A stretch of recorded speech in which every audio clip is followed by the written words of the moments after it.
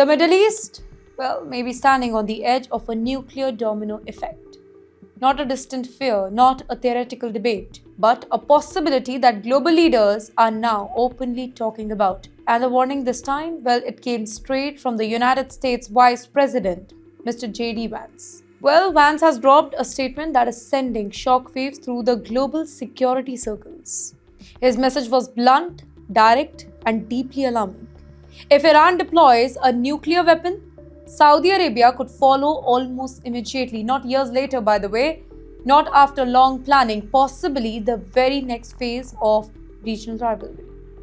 Now let's pause here and understand this particular warning, why this matters so much. It matters because nuclear weapons, they do not just change military strength, they change global power balance. They change diplomacy, they change how wars are prevented or triggered. And in the Middle East, ladies and gentlemen, one nuclear weapon could reshape the entire region's security infrastructure. Well, the US has feared this exact scenario for decades now. That's right, not just Iran becoming a nuclear capable, but what comes after. Experts call it the nuclear domino effect. When one country builds up a nuclear weapon, rival countries feel forced to do the same. Not because they want to actually, but because they feel like they have no choice left. And this is where Saudi Arabia enters this story. Saudi Arabia and Iran, they are not just neighbors. They are long-time regional competitors.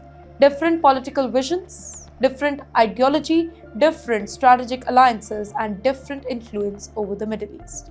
Well, if Iran gains nuclear capability, Saudi leaders fear that it would permanently shift the regional power towards Tehran. Saudi leadership, it has not hidden its position right now.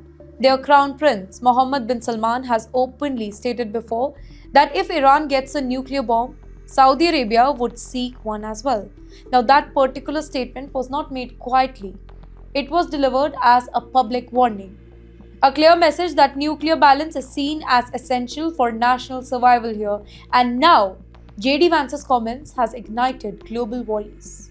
This is because Washington understands something very important. If Saudi Arabia moves towards the nuclear capability, other regional powers may also feel the pressure here. Countries like Turkey, Egypt, and possibly others with strong military ambitions could really begin reconsidering their own nuclear policies.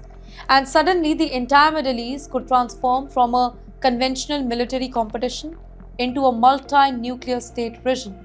And this, ladies and gentlemen, would be very dangerous because nuclear deterrence works differently in regions filled with deep historical rivalries and active conflicts. More nuclear state means higher risk of miscalculation, increased chance of accidental escalation, and greater difficulty controlling the crisis situation. One misunderstanding, one missile alert error, one unexpected confrontation, and the consequences, it will become global. And that's exactly why the US has been pushing hard for nuclear limit on Iran. Diplomatic negotiation, economic sanction, military deterrence. Well, it all aims at slowing or stopping Iran's nuclear progress. Now, Washington's fear, it is not about Iran itself.